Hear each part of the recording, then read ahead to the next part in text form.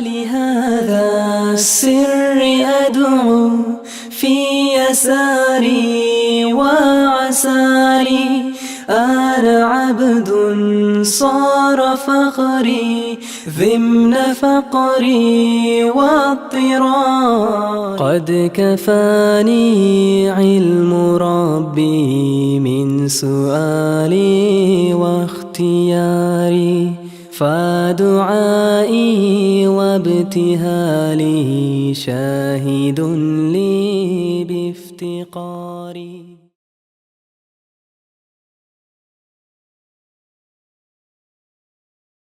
السلام عليكم ورحمة الله وبركاته. الحمد لله الذي هدانا لهذا وما كنا لنهتدي لولا أن هدانا الله. اللهم صل على محمد وعلى آل محمد كما صليت على إبراهيم وعلى آل إبراهيم وبارك على محمد وعلى آل محمد كما باركت على إبراهيم وعلى آل إبراهيم إنك حميد مجيد. എത്രയും ബഹുമാന്യരായ സഹപ്രവർത്തകരെ, രക്ഷിതാക്കളെ, പ്രിയപ്പെട്ട സഹോദരി സഹോദരന്മാരെ, വളരെ സുചിന്തനീയമായ ഒരു വിഷയം അവതരിപ്പിക്കാൻ വേണ്ടിയിട്ടാണ് നിങ്ങളുടെ മുന്നിൽ എത്തിയിട്ടുള്ളത്. നേരെ പ്രത്യേകിച്ച് മുഖവരകളൊന്നുമില്ലാതെ വിഷയത്തിലോട്ട് കടക്കുകയാണ്. ഈ ചിത്രം എവിടെയെങ്കിലും കണ്ടിട്ടുണ്ടോ? എവിടെയാ? ഒരു ഫയർ ലൈറ്റ്, ഒരു എർത്ത്, ഭൂമി, അല്ലേ, സൺ. സാധാരണ പ്രപഞ്ചവുമായി ബന്ധപ്പെട്ട് രണ്ട് തിയറികളാണ് നമ്മൾ മുൻകാലങ്ങളിൽ അല്ലെങ്കിൽ ഇപ്പോഴും ഉള്ളത്. ഒന്ന് ഹീലിയോ സെൻട്രിക് തിയറി, രണ്ട് എന്താണ്? ജിയോ സെൻട്രിക് തിയറി, അല്ലേ? എന്താണ് അതിൻ്റെ അർത്ഥം? ഭൂമിയാണ് പ്രപഞ്ചത്തിന്റെ കേന്ദ്രം എന്നൊരു കൂട്ടരും, നേരെ മറിച്ച് സൂര്യനാണ് പ്രപഞ്ചത്തിന്റെ കേന്ദ്രമെന്ന് വേറൊരു കൂട്ടർ. ഇന്ന് നമുക്ക് അറിയാം എന്ത്? സൂര്യനാണ് പ്രപഞ്ചത്തിന്റെ കേന്ദ്രമെന്ന്. മുമ്പ് ഇത് പറഞ്ഞതിന്റെ പേരിലാണ് ഗലീലിയോയെ അവിടുത്തെ ചർച്ച് പ്രോസിക്യൂട്ട് ചെയ്തത്. അപ്പോൾ നിങ്ങൾ പൈതഗോറസ് എന്ന് കേട്ടിട്ടുണ്ടാവുമല്ലോ, അല്ലേ? പൈതഗോറസ് തിയറൊക്കെ നമ്മൾ കുറേ പഠിച്ചതാണ്, അല്ലേ? കോളേജിൽ നിന്നും പൈതഗോറസ് തിയറം, പ്രോഫ്കോൺ വന്നപ്പോഴും പൈതഗോറസ് എന്നൊക്കെ ചില ആളുകൾ ഇപ്പോൾ ചിന്തിക്കുന്നുണ്ടാവും. പൈതഗോറിയൻസ് എന്ന് പറഞ്ഞ ഒരു ജനവിഭാഗം ഉണ്ടായിരുന്നു. അതായത് പൈതഗോറസിനെ വളരെ റിലീജിയസ് ആയിട്ട്, പൈതഗോറസ് പറയുന്നത് തന്നെയാണ് ശരി എന്ന നിലക്ക് ഫോളോ ചെയ്തിരുന്ന, അതിൻ്റെ പേരിൽ ആളുകളെ വരെ കൊന്നു കളഞ്ഞിരുന്ന, പൈതഗോറസിനെതിരെ പറഞ്ഞവരൊക്കെ കൊന്നു കളഞ്ഞിരുന്ന ഒരു വിഭാഗം മുമ്പുണ്ടായിരുന്നു. അവരാണ് പൈതഗോറിയൻസ്. പൈതഗോറിയൻസ് ഈ ജിയോ സെൻട്രിക് തിയറിയിലും ഹീലിയോ സെൻട്രിക് തിയറിയിലും വിശ്വസിച്ചിരുന്നില്ല. അവര് വിശ്വസിച്ചിരുന്നത് ഇതിനു മുമ്പുള്ള ഞാൻ നേരത്തെ സ്ലൈഡിൽ കാണിച്ച ഇങ്ങനത്തെ ഒരു സെറ്റപ്പിലായിരുന്നു. എന്താണ്? ഭൂമിയുമല്ല സൂര്യനുമല്ല പ്രപഞ്ചത്തിന്റെ നടുവിൽ, പിന്നെ എന്താണ്? ഒരു ഫയർ ലൈറ്റ്, എന്തോ ഒരു ഫയർ ലൈറ്റ്. എന്നിട്ട് അതിനു ചുറ്റും എന്ത് കറങ്ങുന്നുണ്ട്? ഭൂമി കറങ്ങുന്നുണ്ട്. അതിനു ചുറ്റോ സൂര്യനും കറങ്ങുന്നുണ്ട്. ഇങ്ങനെ ഒരു തിയറി അവർ വെക്കുമ്പോൾ, ഇങ്ങനെ ഒരു തിയറി അവർ ആവിഷ്കരിക്കുമ്പോൾ അതിനൊരു പ്രശ്നമുണ്ട്. എന്താണെന്ന് ആർക്കെങ്കിലും പറയാൻ പറ്റുമോ? ഇങ്ങനെ ഒരു തിയറി അവർ വെച്ചു, എന്ത്? ഒരു ഫയർ ലൈറ്റ് ഉണ്ട്, അതിന് ചുറ്റും ഭൂമി കറങ്ങുന്നുണ്ട്, അതിന് ചുറ്റും സൂര്യനും കറങ്ങുന്നുണ്ട്. ഇങ്ങനെ ഒരു തിയറി പറയുമ്പോൾ അതിന് ചില പ്രശ്നങ്ങളുണ്ട്. എന്താണ്?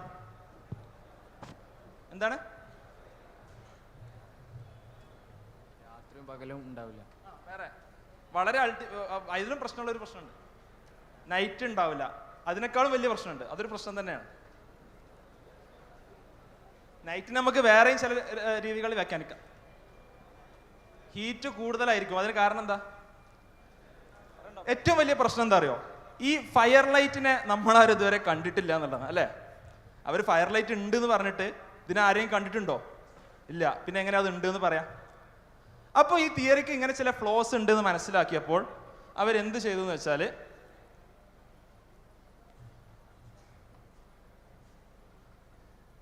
നെക്സ്റ്റ് അവർ അതിൻ്റെ ഇടയിൽ എന്ത് വെച്ചു? ഒരു ഡമ്മി എർത്ത് വെച്ചു. ഓക്കെ, ഫയർ ലൈറ്റിൻ്റെയും എർത്തിൻ്റെ ഇടയിൽ ഒരു ഡമ്മി എർത്ത്. ഇപ്പം എന്തായി? ഈ ഡമ്മി എർത്ത് ഇവിടെ ഉണ്ടായത് കൊണ്ട് ഞങ്ങൾക്ക് എന്ത് കാണാൻ പറ്റില്ല? ഫയർ ലൈറ്റ് കാണാൻ പറ്റില്ല എന്ന് പറഞ്ഞു, അല്ലേ? ഈ എക്സാമ്പിൾ, ഇത് ഞാൻ വെറുതെ പറഞ്ഞൊരു എക്സാമ്പിൾ അല്ല. ഈ എക്സാമ്പിൾ ഞാൻ പറഞ്ഞു കേട്ടത് ഡോക്ടർ ജയൻ നാർലിക്കർ എന്ന പത്മവിഭൂഷൺ ലഭിച്ച ഇന്ത്യയിലെ ഏറ്റവും പ്രശസ്തരായ സ്പേസ് സയൻറ്റിസ്റ്റുകളിൽ, സ്പേസ് റിസർച്ചേഴ്സിൽ ഒരാൾ ഒരു ലെക്ചറിൽ പറഞ്ഞ എക്സാമ്പിളാണിത്. അദ്ദേഹം ഈ എക്സാമ്പിൾ പറഞ്ഞത് എന്തിനാന്ന് വെച്ചാൽ, പലപ്പോഴും നമ്മൾ പല സയൻറ്റിഫിക് തിയറി, ഞാനും നിങ്ങളൊക്കെ സയൻസ് പഠിക്കുന്ന ആളുകളാണ്, ആ സയൻസിൻ്റെ ഇൻറ്റഗ്രിറ്റി നിലനിർത്തിക്കൊണ്ട് തന്നെ പറയട്ടെ എന്ത്, പലപ്പോഴും പല സയൻറ്റിഫിക് തിയറികളും ഇങ്ങനെയാണ്. നമ്മൾ എന്തെങ്കിലും ഒരു തിയറി ഉണ്ടാക്കും അല്ലേ? എന്താണ് ഇപ്പം ഉണ്ടാക്കിയ തിയറി? ഒരു ഫയർ ലൈറ്റ്, അതിന് ചുറ്റും ഭൂമി, അതിന് ചുറ്റും സൂര്യൻ. ആ സയൻറ്റിഫിക് തിയറിക്ക് എന്തെങ്കിലും ഒരു ഫ്ലോ ഉണ്ടാകുമ്പോൾ ആ ഫ്ലോ, ആ ഹോൾ, ആ വോയിഡ് ഫില്ല് ചെയ്യാൻ വേണ്ടി, ആ ഓട്ട അടക്കാൻ വേണ്ടിയിട്ട് എന്ത് ചെയ്യും? അതിൻ്റെ മേലെ കൂടെ വേറൊരു തിയറി ഉണ്ടാക്കും. പല തിയറികളും ഇങ്ങനെയാണ്. അതുകൊണ്ടാണ് സയൻസ് എന്നുള്ളത് ഒരു അൾട്ടിമേറ്റ് ട്രൂത്ത് എന്ന് നമുക്ക് പലപ്പോഴും പറയാൻ സാധിക്കില്ല, വളരെ എസ്റ്റാബ്ലിഷ്ഡ് ആയിട്ടുള്ള കാര്യങ്ങൾക്കൊഴികെ. അത് നമ്മൾ വളരെ കൃത്യമായി സയൻസ് സ്റ്റുഡൻസ് എന്ന നിലക്ക് തന്നെ മനസ്സിലാക്കേണ്ട ചില കാര്യങ്ങളാണ്. എല്ലാ സയൻറ്റിസ്റ്റുകളും പറയുന്ന കാര്യങ്ങളാണ്. ഇന്ന് പലപ്പോഴും ശാസ്ത്രം എന്നത് അവതരിപ്പിക്കപ്പെടുന്നത് ശാസ്ത്രം വളരെ ഏറ്റവും അൾട്ടിമേറ്റ് ആയിട്ടുള്ള കാര്യം എന്നുള്ള നിലക്കാണ്. എന്താണ് ശാസ്ത്രം? ബെർട്രാൻഡ് റസൽ എന്ന് പറഞ്ഞ ഏറ്റവും പ്രശസ്തനായ നിരീശ്വരവാദിയായിരുന്ന സയൻറ്റിഫിക് ഫിലോസഫർ പറഞ്ഞത് എന്താണ്? നമുക്ക് ഒബ്സർവേഷനിലൂടെയും റീസണിങ്ങിലൂടെയും, നമുക്ക് നിരീക്ഷണത്തിലൂടെയും യുക്തിപരമായ നിർദ്ധാരണത്തിലൂടെയും കണ്ടെത്താൻ പറ്റിയ ഫാക്ട്സിനെ കുറിച്ചാണ് നമ്മൾ എന്ത് പറയുക? നമ്മൾ സയൻസ് എന്ന് പറയുക. അപ്പോൾ ഇതിനപ്പുറം സയൻസിനെ കുറിച്ച് ചില ആളുകൾ ഒരു സയൻറ്റിഫിക് റാഷണലിസം എന്ന് പറഞ്ഞ സംഭവമുണ്ട്. എന്താണത്? The best way of gaining knowledge is via the scientific method. Science is given high regard and is considered the sole source of truth. അതായത് സത്യം എന്ന് പറഞ്ഞാൽ എന്ത് മാത്രമാണ്? ശാസ്ത്രം മാത്രമാണ്. ശാസ്ത്രത്തിലൂടെ മാത്രമേ ഒരു കാര്യം എന്ത് പറയാൻ പറ്റുള്ളൂ നമുക്ക്? ഇന്നൊരു കാര്യം സത്യമാണ് എന്ന് പറയണമെങ്കിൽ അത് ശാസ്ത്രത്തിലൂടെ മാത്രമേ പറ്റുകയുള്ളൂ എന്നൊരു വിഭാഗം ആളുകൾ വാദിക്കുന്നു. ഇതിന് വളരെ പ്രകടമായ ഒരു എക്സാമ്പിൾ ഈ അടുത്ത് കഴിഞ്ഞ ദിവസങ്ങളിൽ നമ്മുടെ സോഷ്യൽ മീഡിയയിൽ കേരളത്തിൽ നടന്നൊരു ചർച്ച. ആ ചർച്ച എന്താണെന്ന് വെച്ചാൽ എനിക്ക് വളരെ സങ്കടം തോന്നിപ്പോയൊരു ചർച്ചയാണ്. പിഡോഫീലിയ കേട്ടിട്ടുണ്ടല്ലോ അല്ലേ? എന്താ പിഡോഫീലിയ? കുട്ടികൾക്കെതിരെയുള്ള ലൈംഗിക അതിക്രമങ്ങൾക്കാണ് നമ്മൾ പെഡോഫീലിയ എന്ന് പറയാം. ഇന്ന് പലപ്പോഴും സ്വവർഗരതിയും മറ്റും അതെല്ലാം വളരെ നാച്ചുറലാണ്, സയൻറ്റിഫിക് ആണെന്ന് വാദിക്കുന്ന പല ആളുകളും ഇന്ന് ചില പേപ്പറുകൾ ഉയർത്തിക്കൊണ്ട് വരികയാണെന്ത് പെഡോഫീലിയ എന്ന് പറഞ്ഞതും എന്താണ്? അതൊക്കെ മനുഷ്യൻ്റെ ഉള്ളിൽ സ്വാഭാവികമായി തോന്നുന്ന ചില തോന്നലുകളാണ്. അതൊരു സെക്ഷൽ ഓറിയന്റേഷനാണ്, അതുകൊണ്ട് അത് തിരുത്താൻ പറ്റില്ല. എന്തൊരു അപകടകരമായ വാദമാണ്. ശാസ്ത്രം എന്നുള്ളത് തലയിൽ കയറി ശാസ്ത്രം എന്ത് പറയുന്നുവോ അത് മാത്രമാണ് സത്യമെന്ന് വിശ്വസിക്കുന്നവർ എന്താണ് പിഡോഫീലിയ അത് സയൻറ്റിഫിക് ആണെന്ന് പറഞ്ഞാൽ എന്താ അതിൻ്റെ ഗുരുതരമായ പ്രത്യാഘാതം? ഏതൊരു കാര്യത്തെയും ശാസ്ത്രത്തെ ഉപയോഗിച്ച് ന്യായീകരിക്കുന്ന വലിയൊരു സമൂഹം ഇവിടെ വന്നുകൊണ്ടിരിക്കുന്നു എന്നുള്ളതാണ് ഇതിലെ ഏറ്റവും വലിയൊരു പ്രശ്നം. അതുകൊണ്ട് സയൻസ് എന്നുള്ളത് മാത്രമല്ല അൾട്ടിമേറ്റ് ട്രൂത്ത്. സയൻസ് എന്നുള്ളത് ട്രൂത്തിലേക്ക് എത്താനുള്ള, സത്യത്തിലേക്ക് എത്താനുള്ള മാർഗങ്ങളിൽ ഒന്നാണ്. പക്ഷേ അതൊരിക്കലും പരമമായ ഒരു സത്യമാണെന്ന് നമുക്ക് പറയുവാൻ സാധിക്കില്ല. ശാസ്ത്രത്തിന് ഉത്തരം കണ്ടെത്താൻ സാധിക്കാത്ത ഒരുപാട് മേഖലകളുണ്ട്. ശാസ്ത്രത്തിന്, ഈ ലോകത്ത് എന്തിനും പരിമിതികളുള്ളത് പോലെ ശാസ്ത്രത്തിനും പരിമിതികളുണ്ട്. ആ ചില പരിമിതികൾ ഇവിടെ ബോധ്യപ്പെടുത്തേണ്ടത് അത്യാവശ്യമാണ്. ഏറ്റവും പ്രധാനപ്പെട്ട പരിമിതികളിലൊന്ന് ലിമിറ്റഡ് ടു ഒബ്സർവേഷൻ അല്ലേ? നമുക്ക് എന്തൊക്കെ ഒബ്സർവ് ചെയ്യാൻ കഴിയുമോ അത് എങ്ങനെ ഒബ്സർവ് ചെയ്യുന്നതാവട്ടെ, കണ്ടുകൊണ്ടാവട്ടെ, കേട്ടുകൊണ്ടാവട്ടെ, ഏത് സെൻസ് ഉപയോഗിച്ചാവട്ടെ, ആ ഒബ്സർവേഷന് പരിധിയിൽ ഒതുങ്ങുന്ന കാര്യങ്ങൾ മാത്രമേ ശാസ്ത്രത്തിന് എന്ത് ചെയ്യാൻ കഴിയുള്ളൂ? കണ്ടെത്താനും ഗവേഷണം നടത്താനും സാധിക്കുകയുള്ളൂ. പലപ്പോഴും അവിടെയാണ് ശാസ്ത്രത്തിന് വഴിമുട്ടിപ്പോകുന്നത്. ഇവിടെ ഹോഗ്ഗി ഗൗഷ് എന്ന് പറയുന്ന ഒരു സയൻറ്റിസ്റ്റ് പറഞ്ഞത്, most obvious limitation is that science will never observe, know and explain everything about even science's own domain the physical world. പലപ്പോഴും ഫിസിക്കൽ വേൾഡിനെ കുറിച്ച് പോലും പലതും എക്സ്പ്ലെയിൻ ചെയ്യാൻ എന്തിന് കഴിയില്ല? ശാസ്ത്രത്തിന് കഴിയില്ല. ഫോർ എക്സാമ്പിൾ, നമ്മൾ ബ്ലാക്ക് ഹോൾസിനെ കുറിച്ച് സംസാരിക്കുമ്പോൾ പലപ്പോഴും നമ്മുടെ നോളജ് വളരെ കുറവാണ്. ഡാർക്ക് മാറ്ററിനെ കുറിച്ച് സംസാരിക്കുമ്പോൾ നമ്മുടെ നോളജ് വളരെ കുറവാണ്. ഡാർക്ക് എനർജിയെ കുറിച്ച് സംസാരിക്കുമ്പോൾ നമുക്ക് അതിനെക്കുറിച്ചുള്ള നമ്മുടെ വിജ്ഞാനം വളരെ കുറവാണ്. കാരണം എന്താണ്? നമുക്ക് അവയെ പലപ്പോഴും പ്രപഞ്ചത്തിൽ ഒബ്സർവ് ചെയ്യാൻ സാധിക്കില്ല എന്നുള്ളത് കൊണ്ടാണ്. രണ്ടാമത്തത്, സയൻസ് ഈസ് അമോറൽ. മോറൽ എന്ന് പറഞ്ഞാൽ നമുക്കറിയാലേ, ധാർമ്മികമായ ഏതൊരു കാര്യത്തെയും ധാർമ്മികമോ അധാർമികമോ എന്ന് പറയാൻ പറ്റുന്ന ഒരു അതോറിറ്റി ശാസ്ത്രത്തിനില്ല. ഇന്ന കാര്യം ധാർമ്മികമാണ്, ഇന്ന കാര്യം അധാർമികമാണെന്ന് പറയാൻ പറ്റില്ല. വളരെ സിമ്പിളായിട്ടൊരു എക്സാമ്പിൾ ഞാൻ പറയാം. ആഫ്രിക്കയിലെ ഒരു പ്രത്യേക തരം സ്പൈഡർ, ആ പ്രത്യേക തരം സ്പൈഡറിലെ പെണ്ണ്, സ്ത്രീവർഗത്തിൽപ്പെട്ട ചിലന്തി, ഇണ ചേർന്ന ശേഷം പുരുഷനെ കൊല്ലും. ഇണ ചേർന്ന ശേഷം പുരുഷവർഗത്തിൽപ്പെട്ട ചിലന്തിയെ കൊല്ലും. ഇത് വെച്ചിട്ട് ഈ ലോകത്തുള്ള സ്ത്രീകളൊക്കെ തീരുമാനിക്കുകയാണെന്ത്, പ്രകൃതിയിൽ ഇങ്ങനെ ഒരു പ്രതിഭാസം കാണപ്പെടുന്നുണ്ട്, അതുകൊണ്ട് ഇത് ധാർമ്മികമായി ശരിയാണ് എന്ന് പറഞ്ഞാൽ എന്തായിരിക്കും അവസ്ഥ? അല്ലേ? അതുകൊണ്ട് സയൻസ് എന്താണ്? സയൻസ് അമ്മോറലാണ്. സയൻസ് അമ്മോറലാണ്. മൂന്നാമതായിട്ട് പലപ്പോഴും ശാസ്ത്രത്തിന് ഹൗ, വാട്ട് എന്നുള്ള ചോദ്യങ്ങളാണ് ഉത്തരം പറയാൻ സാധിക്കുക. വൈ, എന്തുകൊണ്ട് ഇങ്ങനെ, എന്തുകൊണ്ട് നമ്മൾ പരസ്പരം ഇഷ്ടപ്പെടുന്നു, എന്തുകൊണ്ട് പലപ്പോഴും പരസ്പരം വെറുക്കുന്നു, എന്തുകൊണ്ടാണ് നമ്മുടെ ജീവിതം ഇങ്ങനെ എന്നുള്ള ചില ചോദ്യങ്ങൾക്ക് ഉത്തരം കണ്ടെത്താൻ ഒരിക്കലും സയൻസിന് സാധിക്കുകയില്ല. അതേപോലെ മെറ്റാഫിസിക്കലായിട്ടുള്ള ചോദ്യങ്ങൾ, മെറ്റാഫിസിക്കലായി എന്ന് പറഞ്ഞാൽ നമ്മുടെ ഒരു ഭൗതികമായ കാര്യങ്ങൾക്ക് അതീതമായ ചോദ്യങ്ങൾക്ക് ഉത്തരം കണ്ടെത്താൻ ഒരിക്കലും ശാസ്ത്രത്തിന് സാധിക്കില്ല, അല്ലേ? What is the purpose of life, അതറിയാൻ വേണ്ടിയിട്ടാണ് നമ്മൾ പ്രോഫ് കോൺ വരുന്നത്. അതൊരിക്കലും നമുക്ക് ശാസ്ത്ര പാഠപുസ്തകങ്ങളിൽ നിന്ന് കിട്ടില്ല. നമ്മുടെ ജീവിതം എന്തിനു വേണ്ടിയാണ്, എവിടെ നിന്നാണ് നാം യാത്ര തുടങ്ങുന്നത്, എങ്ങോട്ടാണ് നമ്മുടെ ജീവിത ലക്ഷ്യം, നമ്മുടെ ജീവിതം കേവലം ഒരു പദാർത്ഥമായി ജനിച്ച് ഒരു പദാർത്ഥമായി മരണപ്പെട്ട് അങ്ങനെ മണ്ണിൽ അലിഞ്ഞു ചേരേണ്ടതാണോ എന്ന ചോദ്യത്തിന് ഉത്തരം അത് നൽകാൻ ശാസ്ത്രത്തിന് സാധിക്കില്ല. ഇങ്ങനെ ഒരുപാട് ചോദ്യങ്ങളുണ്ട്. ഈ കാര്യങ്ങൾ ഇവിടെ പറയാൻ കാരണം ശാസ്ത്രം മാത്രമാണ് അൾട്ടിമേറ്റ് ട്രൂത്ത്, അതിലൂടെ മാത്രമേ മനുഷ്യന് മുന്നോട്ട് പോകാൻ സാധിക്കുകയുള്ളൂ എന്ന രീതിയിൽ ഇന്ന് ഒരുപാട് നിരീശ്വര നിർമ്മതവാദ പ്രസ്ഥാനക്കാർ വാദിക്കുന്നുണ്ട്. റിച്ചാർഡ് ഡോക്കിൻസ് കേട്ടിട്ടുണ്ടാവുമല്ലോ, അല്ലേ? ഗോഡ് ഡെലൂഷൻ എന്ന് പറഞ്ഞ വളരെ കുപ്രസിദ്ധമായ പുസ്തകം എഴുതിയ റിച്ചാർഡ് ഡോക്കിൻസും ക്രിസ്റ്റഫർ ഹിച്ചിൻസും അതേപോലെ ഡാനിയൽ ഡെന്നറ്റ് പോലെയുള്ള ഇന്നത്തെ നിരീശ്വരവാദികൾ വാദിക്കുന്നത് മതം എന്ന് പറഞ്ഞത് തന്നെ അപകടമാണ്, മതം എന്ന് പറഞ്ഞാൽ അശാസ്ത്രീയമാണ്, മതം എന്ന് പറയുന്നത് അത് ശാസ്ത്രത്തിനും ചിന്തക്കും എതിരാണ് എന്നൊക്കെയാണ്. ഇതേ ആളുകൾ മറക്കുന്നത് ഐസക് ന്യൂട്ടണും അതേപോലെ ഗലീലിയോ ഗലീലിയും അതേപോലെ ആൽബർട്ട് ഐൻസ്റ്റീനും ഇബ്നു സീനയും മുഹമ്മദ് ബിൻ മൂസ അൽ ഖവാരിസ്മി ഇവരൊക്കെ പല അർത്ഥത്തിൽ അവരുടേതായ ആദർശങ്ങളിൽ അവർ ദൈവവിശ്വാസികളായിരുന്നു. അവരാരും ഒരു അൾട്ടിമേറ്റ് ക്രിയേറ്ററിനെ അവരാരും നിഷേധിച്ചിട്ടില്ല എന്നുള്ളതാണ്. അപ്പോൾ ഇന്നത്തെ കുറേ സയൻസ് പോപ്പുലറൈസേഴ്സ് അവർ വന്നിട്ട് ഇങ്ങനെ ദൈവമില്ല എന്ന് പറയുകയും അത് ശാസ്ത്രീയമല്ല എന്ന് പറയുകയും ചെയ്യുന്നത്, ശാസ്ത്രം എന്നുള്ളത് ഞാൻ നേരത്തെ പറഞ്ഞല്ലോ, നമ്മുടെ പ്രപഞ്ചത്തിൻ്റെ ഉള്ളിലുള്ള പല കാര്യങ്ങളും കണ്ടെത്താൻ സയൻസിന് കഴിയുന്നില്ല. അങ്ങനെയാണെങ്കിൽ പ്രപഞ്ചാതീതനായ ദൈവത്തെ കണ്ടെത്താൻ അല്ലെങ്കിൽ ആ പ്രപഞ്ചാതീതനായ ദൈവത്തെക്കുറിച്ച് സംസാരിക്കാൻ ശാസ്ത്രത്തിന് എങ്ങനെ കഴിയുക, എങ്ങനെ ഒബ്സർവ് ചെയ്യാൻ പറ്റും? ഈ ഒബ്സർവേഷൻ ലിമിറ്റ് ഉള്ളത് കൊണ്ട് തന്നെ ദൈവം ഇല്ല എന്നോ ഉണ്ടോ എന്നോ പറയാൻ ശാസ്ത്രത്തിന് കഴിയില്ല. എന്നാൽ പ്രകൃതിയിൽ നമുക്ക് ചുറ്റുമുള്ള ഒരുപാട് ഉദാഹരണങ്ങളുണ്ട്, ഒരുപാട് സയൻസ് ഉണ്ട്, ഒരുപാട് ദൃഷ്ടാന്തങ്ങളുണ്ട്. ആ ദൃഷ്ടാന്തങ്ങൾ വെച്ച് ദൈവമുണ്ട് എന്ന് നമുക്ക് കൃത്യമായി മനസ്സിലാക്കാൻ സാധിക്കും. ഇനി ഇതേപോലെ മറ്റൊരു പ്രശ്നമാണ്, പലപ്പോഴും ഈ ശാസ്ത്രമാണ് അടിസ്ഥാനപരമായ സത്യം എന്ന ഒരു ചിന്ത നിലനിർത്തിക്കൊണ്ട് നമ്മൾ എന്ത് ചെയ്യും? നമ്മൾ പലപ്പോഴും നമ്മുടെ പ്രമാണങ്ങളെ ഖുർആനെ ഹദീസിനൊക്കെ ശാസ്ത്രീയമായി ഒപ്പിക്കാൻ വേണ്ടി ശ്രമിക്കും. അപ്പോൾ അതിൽ വളരെ എസ്റ്റാബ്ലിഷ്ഡ് ആയിട്ടുള്ള കാര്യങ്ങൾ നമുക്ക് കൃത്യമായി വ്യക്തമായി വന്ന ആയത്തുകൾ ആ വിഷയത്തിൽ ഉദ്ധരിക്കാമെന്നല്ലാതെ ചില കാര്യങ്ങൾ നമ്മൾ ഒപ്പിക്കാൻ ശ്രമിച്ചാൽ അത് വളരെ ഗുരുതരമായ പ്രത്യാഘാതങ്ങൾ ഉണ്ടാക്കും എന്ന് വേണം മനസ്സിലാക്കാൻ. നെക്സ്റ്റ്, ഞാൻ ഒരാളുടെ ഉദാഹരണം പറയാം. റഷാദ് ഖലീഫ, നിങ്ങൾ ആരെയും കേട്ടിട്ടുണ്ടോ? കേട്ടാൽ എത്ര ആളുടെ ഒന്ന് കൈവയ്ക്കാമെന്നായിരിക്കും, വളരെ കുറച്ച് ആളുകളുള്ളത്. റഷാദ് ഖലീഫയാണ് ദ മിറാക്കുലസ് 19 തിയറി അവതരിപ്പിച്ചത്. അദ്ദേഹം പറഞ്ഞത് ബിസ്മിയിൽ എത്ര അക്ഷരങ്ങളുണ്ട്? 19 അക്ഷരങ്ങളുണ്ട്.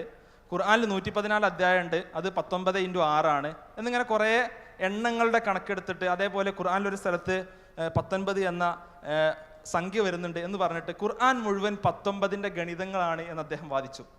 ഈ വാദിച്ചത് എന്തിനാണ്? ഖുർആൻ സത്യമാണ്, ഖുർആൻ ദൈവികമാണെന്ന് പ്രൂവ് ചെയ്യാൻ വേണ്ടിയിട്ട് വളരെ നല്ല ഇൻറ്റൻഷനോട് കൂടിയിട്ടാണ് എന്ത് ചെയ്തത്? അദ്ദേഹം ഈ കണ്ടുപിടുത്തമൊക്കെ നടത്തിയത്. അദ്ദേഹം the computer speaks God's message to the world എന്ന് പറഞ്ഞ പുസ്തകമൊക്കെ, അതായത് 1960s അന്നുള്ള കമ്പ്യൂട്ടിംഗ് റിസോഴ്സസ് ഉപയോഗിച്ചുകൊണ്ട് അദ്ദേഹം എന്ത് ചെയ്തു? അദ്ദേഹം ഗവേഷണങ്ങൾ നടത്തുകയും അദ്ദേഹം ഇങ്ങനെ അക്ഷരങ്ങളുടെയും പദങ്ങളുടെയും വിന്യാസം വെച്ച് ഇതൊക്കെ 19ന്റെ ഗുണിതങ്ങളാണെന്ന് പറയാൻ തുടങ്ങുകയും ചെയ്തു. അടുത്തത് സംഭവിച്ചത് എന്താന്ന് വെച്ചാൽ അദ്ദേഹത്തിൻ്റെ ഇതേ വർക്ക് അഹമ്മദ് ദീദാത്തിനെ പോലെയുള്ള ലോക പ്രശസ്തരായ ഇസ്ലാമിക പ്രബോധകർ അവരെടുക്കുകയും പുസ്തകങ്ങൾ രചിക്കുകയും അത് വെച്ച് പ്രഭാഷണങ്ങൾ നടത്തുകയും ചെയ്തു. എന്നാൽ പിന്നീട് അദ്ദേഹത്തിന് സംഭവിച്ചത് എന്താണെന്ന് വെച്ചാൽ ഇത് കൂടുതൽ ഗവേഷണം ആളുകൾ നടത്തി തുടങ്ങിയപ്പോൾ മനസ്സിലായി ഈ കണക്ക് എല്ലായിടത്തും ശരിയാവുന്നില്ല. 19ന്റെ കണക്ക് എല്ലാ സ്ഥലത്തും ശരിയാവുന്നില്ല, ചില സ്ഥലത്തൊക്കെ കുറച്ച് അഡ്ജസ്റ്റ്മെൻറ്റുകൾ വേണ്ടി വരുന്നുണ്ട് എന്ന് ബാക്കിയുള്ളവർ കണക്കെടുത്തപ്പോൾ മനസ്സിലായി. അപ്പോൾ അദ്ദേഹം എന്ത് പറയാൻ തുടങ്ങി? ഈ പറഞ്ഞ കണക്ക് അദ്ദേഹം പറഞ്ഞത് എന്താണെന്ന് വെച്ചാൽ വളരെ ഗൗരവകരമായ ഒരു വാക്കാണ്. സൂറത്ത് തൗബയിൽ 129 ആയത്തുകളുണ്ട്. ആ സൂറത്ത് തൗബയിലെ 128, 129 ആയത്തുകൾ അദ്ദേഹം ഖുർആനിൽ ഇല്ല എന്ന് വാദിച്ചു. അതിന് കാരണം എന്താണെന്ന് വെച്ചാൽ ആ ആയത്തുകൾ ഒഴിവാക്കിയാൽ അദ്ദേഹത്തിൻ്റെ 19ന്റെ കണക്ക് ശരിയാവുള്ളൂ എന്നാണ്. അതുകൊണ്ട് എൻ്റെ കണക്ക് ശരിയാക്കാൻ വേണ്ടി എന്തില്ല, ഖുർആനിൽ ഈ 2 ആയത്തുകളില്ല എന്ന് അദ്ദേഹം വാദിച്ചു. അവസാനം അദ്ദേഹം ഹദീസുകളെ മുഴുവൻ തള്ളി. ഒരു ഹദീസും സ്വീകാര്യമല്ല എന്ന് പറഞ്ഞു. അവസാനം അദ്ദേഹം പറഞ്ഞത് ഞാൻ നബിയാണെന്ന് പറഞ്ഞു. ഞാൻ നബിയാണെന്ന്, എനിക്ക് വഹി ലഭിക്കുന്നുണ്ടെന്ന് പറഞ്ഞു. നിങ്ങളൊന്ന് ആലോചിച്ച് നോക്കുക, ചില കാര്യങ്ങളെ ന്യായീകരിക്കാൻ വേണ്ടിയിട്ടുള്ള ചില ശ്രമങ്ങൾ എവിടെയാണ് എത്തിച്ചേർന്നതെന്ന് ആലോചിക്കുക. അദ്ദേഹത്തെ 1991 ആരോ വെടിവെച്ച് കൊല്ലുകയുണ്ടായത് അമേരിക്കയിൽ വെച്ചിട്ട്. ഇതേപോലെയുള്ള ചില കാര്യങ്ങളുണ്ട്. വളരെ വളരെ പ്രശസ്തമായി നമുക്കിടയിലുള്ള ഒരു കാര്യമാണെന്ത്, ഫറോവയായിട്ടുള്ള മൂസാ നബിയുടെ കാലത്തെ ഫിർഔന്റെ ശവശരീരം അത് ഇന്നും പ്രിസർവ് ചെയ്യപ്പെട്ടിരിക്കുന്നു എന്നുള്ളത്. അത് റാംസസ് 2 എന്നാണ് പൊതുവെ പറയാറുള്ളത്. എന്നാൽ ഈ ശവശരീരം ഒരിക്കലും കിട്ടിയത് ചെങ്കടലിൽ നിന്നല്ല. നമ്മളിന്ന് കാണുന്ന ഫോട്ടോ ഉണ്ടല്ലോ, അത് നിങ്ങൾ വിക്കിപീഡിയയിൽ പോയി അടിച്ച് നോക്കിയാൽ നിങ്ങൾക്ക് മനസ്സിലാവും. അതൊരിക്കലും ചെങ്കടലിൽ നിന്ന് കിട്ടിയ ഒരു ശവശരീരമല്ല. നേരെ മറിച്ച് ടോം DB 320 എന്ന് പറയുന്ന ഒരു ശവക്കല്ലറയിൽ നിന്ന് ഒരുപാട് മമ്മികളുടെ കൂടെ 50ഓളം മമ്മികളുടെ കൂടെ കണ്ടെടുക്കപ്പെട്ട ശവശരീരങ്ങളിലൊന്നാണ് ഇന്ന് റാംസസ് 2. അതേപോലെ അദ്ദേഹത്തിൻ്റെ പിതാവായിരുന്ന സേത്തി ഫസ്റ്റ്, അയാളുടെ ബോഡിയും ഇതേപോലെ പ്രിസർവ് ചെയ്യപ്പെട്ട് മമ്മിഫൈ ചെയ്ത് വെച്ചിട്ടുണ്ട്. അയാളുടെ മകനായിരുന്ന മെർനപ്തയുടെ ബോഡിയും ഇതേപോലെ കൈറോ മ്യൂസിയത്തിൽ പ്രിസർവ് ചെയ്ത് വെച്ചിട്ടുണ്ട്. ഇതൊക്കെ വെച്ച് നോക്കുമ്പോൾ ഇദ്ദേഹത്തിൻ്റെ ബോഡി മമ്മിഫൈഡ് ആണ്, അല്ലാതെ പ്രിസർവ് ചെയ്യപ്പെട്ടതല്ല. ഇതൊക്കെ നോക്കുമ്പോൾ പിന്നെ ഖുർആനിൽ ഇങ്ങനെ പറഞ്ഞിട്ടില്ലേ, സൂറത്ത് യൂനുസിലെ 92-ാമത്തെ വചനത്തിൽ ഫൽയൗമ നുനജ്ജിക ബിബദനിക ലിതകൂന ലിമൻ ഖൽഫക ആയ എന്ന് ഖുർആനിൽ പറഞ്ഞിട്ടില്ലേ. എന്താണ് ആ ആയത്തിൻ്റെ അർത്ഥം? ആ ആയത്തിൻ്റെ അർത്ഥം നിന്റെ ശരീരത്തെ നാം രക്ഷപ്പെടുത്തും, ലിതകൂന ലിമൻ ഖൽഫക ആയ, നിനക്ക് ശേഷമുള്ളവർക്ക് ദൃഷ്ടാന്തമായിക്കൊണ്ട്. അല്ലാതെ ലോകാവസാനം വരെ ഫിർഔന്റെ ശരീരം എവിടെയും സൂക്ഷിച്ചു വെക്കുന്നു ഖുർആനിൽ എവിടെയും പറഞ്ഞിട്ടില്ല. അത് ഫിർഔന്റെ ബോഡി ആവാം, അല്ലാതിരിക്കാം. അത് വേറെ ഗവേഷണങ്ങൾ നടത്തി കണ്ടെത്തേണ്ട വിഷയമാണ്. നേരെ മറിച്ച് ദൈവ നിഷേധികളായിട്ടുള്ള ആളുകൾ നിങ്ങളോട് ചോദിക്കുകയാണെന്ത്, ഇയാളുടെ മകന്റെ ബോഡിയും ഇയാളുടെ പിതാവിന്റെ ബോഡിയും ഇതേപോലെ വിവിധ മ്യൂസിയങ്ങളിലെന്ന് ചോദിച്ചാൽ ഇത് വെച്ച് ഇങ്ങനെ ഈ ആയത്തിനെ വ്യാഖ്യാനിക്കുന്ന നാം എന്ത് മറുപടി പറയും? അതുകൊണ്ട് ചില കാര്യങ്ങൾക്ക് വേണ്ടി കൃത്യമായ പഠനങ്ങളില്ലാതെ ആയത്തുകളെ നമ്മൾ കൂട്ടിമാട്ടാൻ പാടില്ല.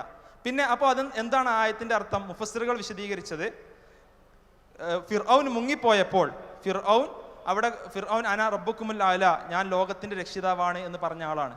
അതുകൊണ്ട് ഫിർഔൻ മുങ്ങിപ്പോയപ്പോൾ ഫിർഔൻ അവിടെ കടലിന്റെ അടിയിൽ ചെന്ന് എന്തോ കൊട്ടാരം ഉണ്ടാക്കി അവിടെ ഇങ്ങനെ പാർക്കുമോ എന്ന് പലപ്പോഴും ദുർബല വിശ്വാസികളായ ബനൂ ഇസ്രായേലിയർക്ക് തോന്നിയപ്പോൾ ഫിർഔനിന്റെ ശവശരീരത്തെ അള്ളാഹു കടലിൽ നിന്ന് കരയിലേക്ക് എടുത്ത് വലിച്ചെറിഞ്ഞു എന്ന് തഫ്സീറുകളിൽ കാണാൻ സാധിക്കും. അതല്ലാതെ അത് ലോകാവസാനം മുഴുവൻ ഉള്ള ആളുകൾക്കല്ല, നേരെ മറിച്ച് അദ്ദേഹത്തിന് ശേഷം വന്ന ആ ബനൂ ഇസ്രായേലിയർക്കുള്ള ദൃഷ്ടാന്തമായി കൊണ്ടാണ് എന്നാണ് ഖുർആൻ അവിടെ ഉദ്ദേശിക്കുന്നത്. ഇതേപോലെ വളരെ മോശമായ രീതിയിൽ ഖുർആനെ വ്യാഖ്യാനിക്കുന്ന ചില കാര്യങ്ങളും കാണുവാൻ സാധിക്കും. ഉദാഹരണത്തിന് ഇന്ന് എല്ലാ ഇന്റർനെറ്റ് വെബ്സൈറ്റുകളിലുള്ള പേരാണ് ഹാറൂൺ യഹ്യ. അയാളുടെ പല കാര്യങ്ങളും എടുത്ത് പരിശോധിച്ചാൽ അദ്ദേഹം പറഞ്ഞൊരു കാര്യമാണ്, ഖുർആനിൽ എത്ര ആകാശം ഉണ്ടെന്നാണ് പറഞ്ഞത്? എത്ര ആകാശം? സബഅ സമാവാത്ത് അല്ലേ, 7 ആകാശങ്ങൾ ഉണ്ടെന്ന് പറഞ്ഞു. എന്നിട്ട് ആ 7 ആകാശങ്ങൾ എന്ന് പറഞ്ഞ അദ്ദേഹത്തിന്റെ വെബ്സൈറ്റ് കൊടുത്തത് എന്താണ്? ട്രോപ്പോസ്ഫിയർ, സ്ട്രാറ്റോസ്ഫിയർ, മെസോസ്ഫിയർ, തെർമോസ്ഫിയർ എന്ന് പറഞ്ഞ് അന്തരീക്ഷത്തിന്റെ 7 ലെയേഴ്സിലാണ് കൊടുത്തത്. എങ്ങനെയാണ് ഈ വ്യാഖ്യാനം, ഇങ്ങനെയുള്ള തട്ടിപ്പുകൾ ഖുർആൻ അനുസരിച്ചാവുക? വിശുദ്ധ ഖുർആനിലെ 67-ാം അധ്യായത്തിലെ 5-ാമത്തെ വചനത്തിൽ അല്ലാഹു സുബ്ഹാനഹു വ തആല എന്ത് പറഞ്ഞു? വലഖദ് സയ്യന്ന സമാഅ ദുനിയ ബിമസാബിഹ, ഒന്നാം ആകാശത്തെ എന്ത് ചെയ്തു? ഏറ്റവും അടുത്ത ആകാശത്തെ ചില വിളക്കുകൾ കൊണ്ട് അലങ്കരിച്ചു എന്ന്. നമ്മൾ ജീവിക്കുന്ന സ്ഥലമാണ് ട്രോപ്പോസ്ഫിയർ. ഇവിടെ എന്ത് വിളക്ക് അല്ലെങ്കിൽ എന്ത് നക്ഷത്രങ്ങളാണ് ഉള്ളത്? അപ്പൊ ഖുർആനിന്റെ അന്തസത്തയെ ഉൾക്കൊള്ളാതെ, ഖുർആനിന്റെ നെസ്സിനെ ഉൾക്കൊള്ളാതെ നമ്മൾ അങ്ങനെ വ്യാഖ്യാനിച്ചൊപ്പിക്കേണ്ട കാര്യമില്ല. കാരണം എന്താ?